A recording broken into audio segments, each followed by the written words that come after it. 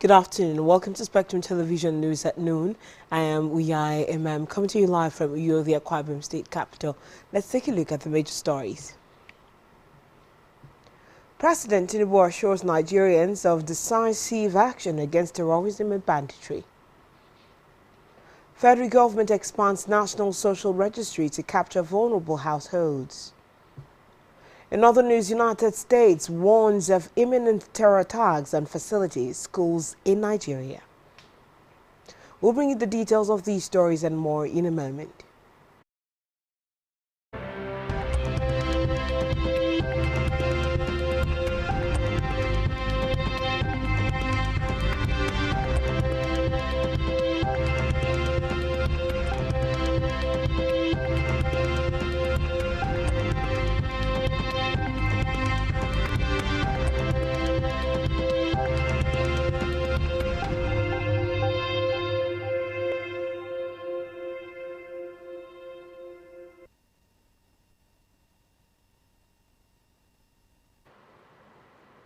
Good afternoon. This is Spectrum Television News at noon. Our first report is that President Bola Tinubu has assured Nigerians that his administration will fight the battle against terrorism and banditry to a decisive end.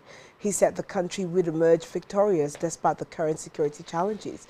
The president gave the assurance while hosting traditional rulers, Christian and Muslim leaders at an interfaith breaking a fast at the State House in Abuja. Addressing the gathering, President Tinubu said his administration remained determined to confront violent groups threatening the peace and unity of the country. Meanwhile, President Bola Tinubu has sympathized with the family and associates of renowned football administrator and former Super Eagles head coach Adeboye Odingbide. Onibide passed away yesterday at the age of 88. The president also extended his condolences to the Nigeria Football Federation (NFF), the National Sports Commission, professional colleagues and fans of the administrator, who distinguished himself as the first indigenous coach of the Super Eagles in 1982. Tinubu's condolence message was contained in a statement released today by his special advisor on information and strategy, Bayo Nanuga. The president commended the contributions of the Modakeke High Chief to the development of grassroots football and to the strengthening of football administration in Nigeria. He also acknowledged the historic leadership of Onibide, who guided the Super Eagles of the African Cup of Nations in 1984.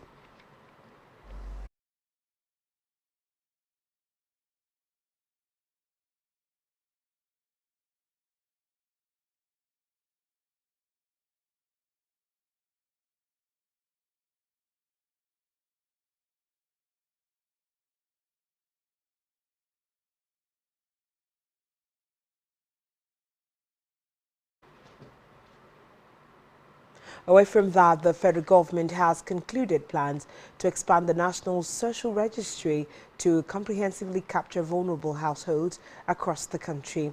The NSR expansion is part of a major national reform through the flagship initiative of the Ministry of Humanitarian Affairs and Poverty Reduction called the One Humanitarian, One Poverty Response System, OHOPRS.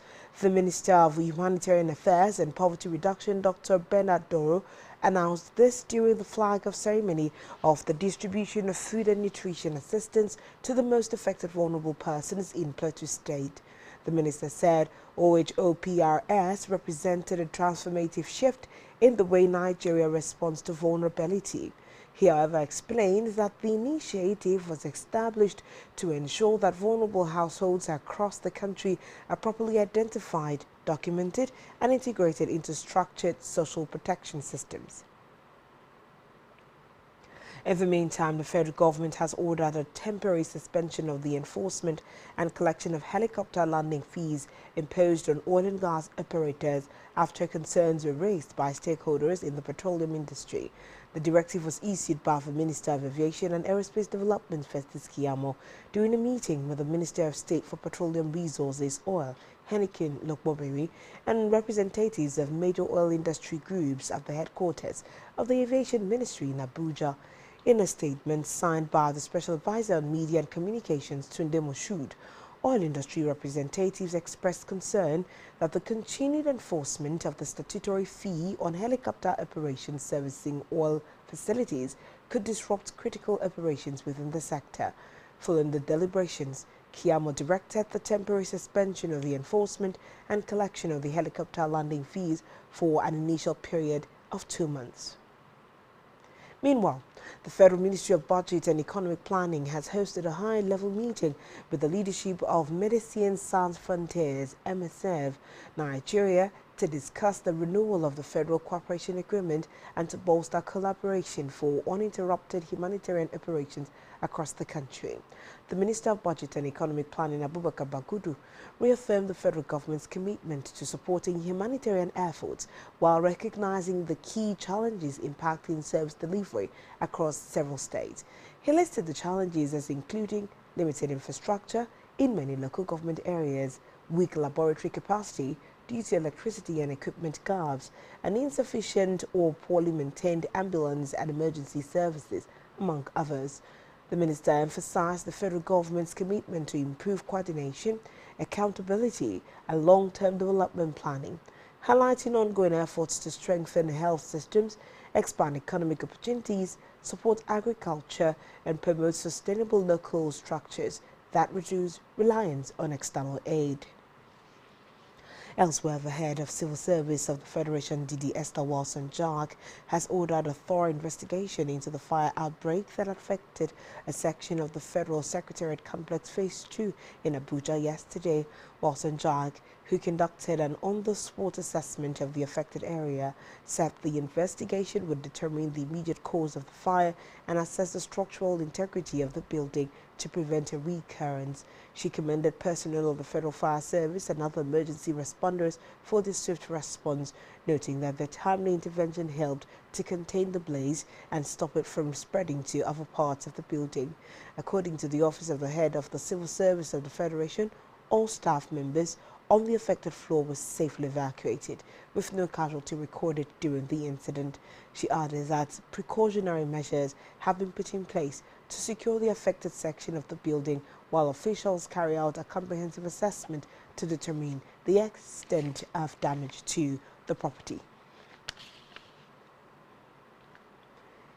In a separate development, the Tinubu-led National Working Committee of the People's Democratic Party has faulted the judgment of the Appeal Court, nullifying the National Convention held on November 15 and 16, 2025 in Ibadan.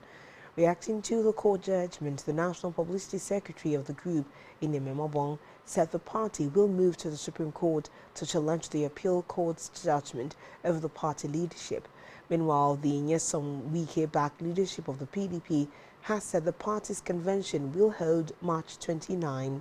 The National Publicity Secretary of the Abdurrahman Mohammed-led National Working Committee, Haruna Mohammed, disclosed this during a televised interview, adding that the Tani-Mutaraki side of the party is free to approach the Supreme Court if it felt dissatisfied by the Court of Appeal's judgment that nullified the November 2025 National Convention in Ibadan.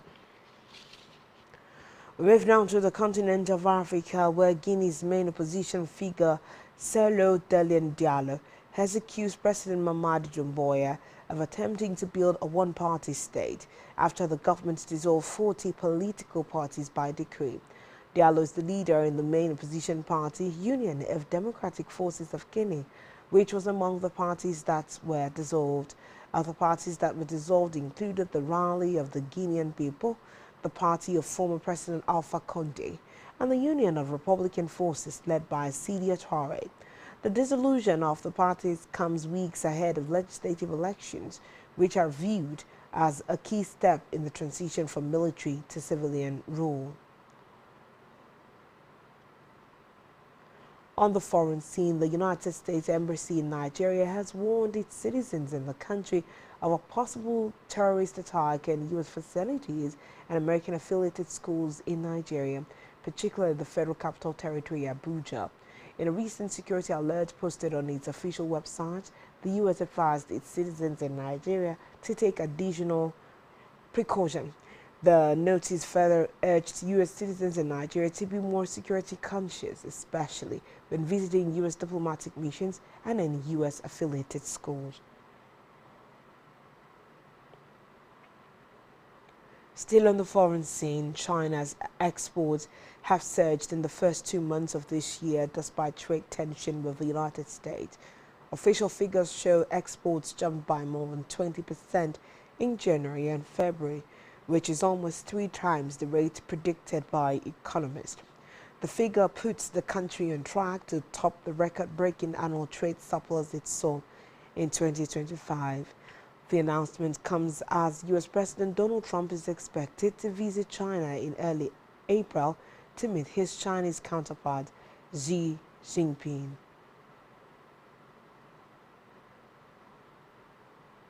Still to come in the news. Victor Osimhen targets new record as Galatasaray hosts Liverpool tonight. Stay tuned for details of this and more in a moment.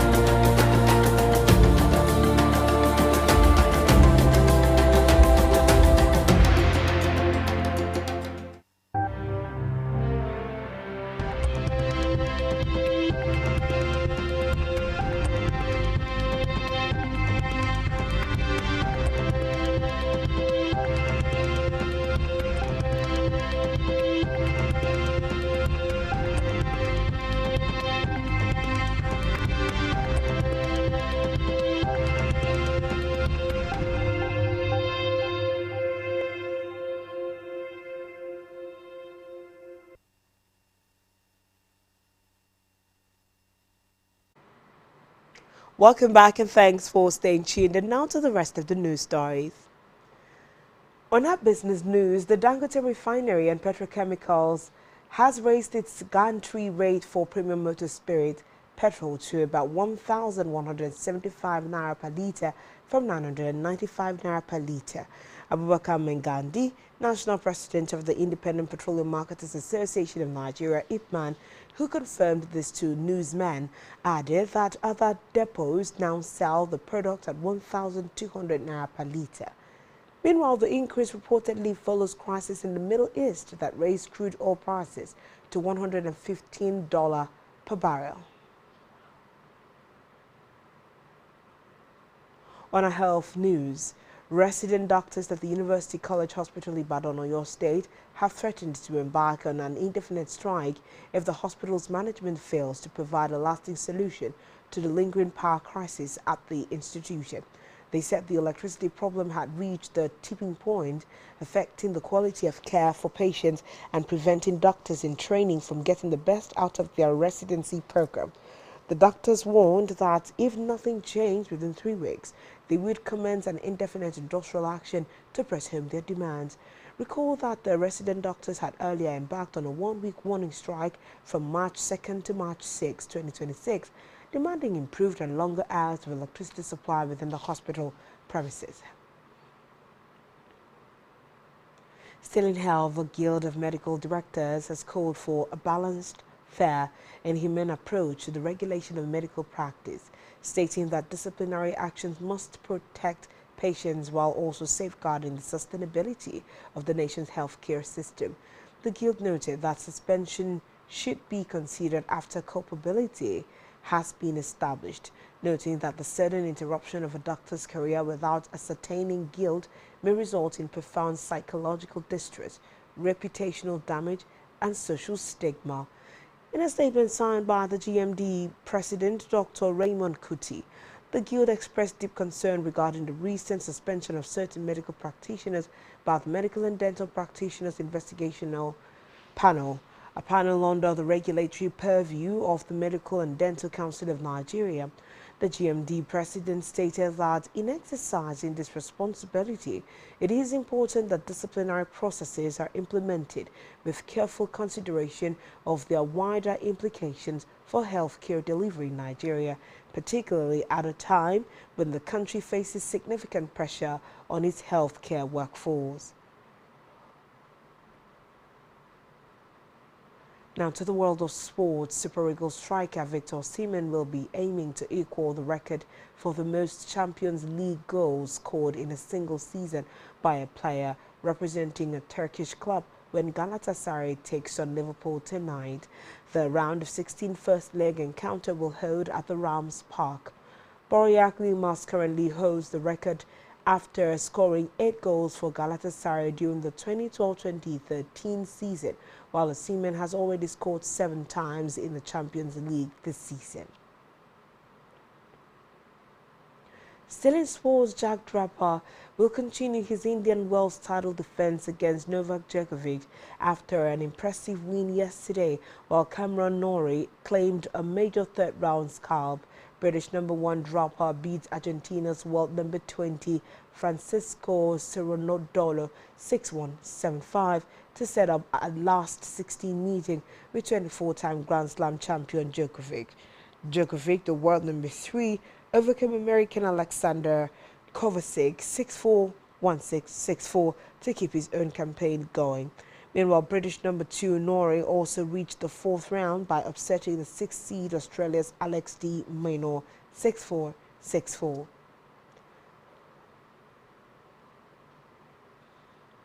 On entertainment news, reality star and rapper Olamilekan Adeleshoiba, also known as Lekon, has opened up about his journey to self-discovery and the importance of inner peace.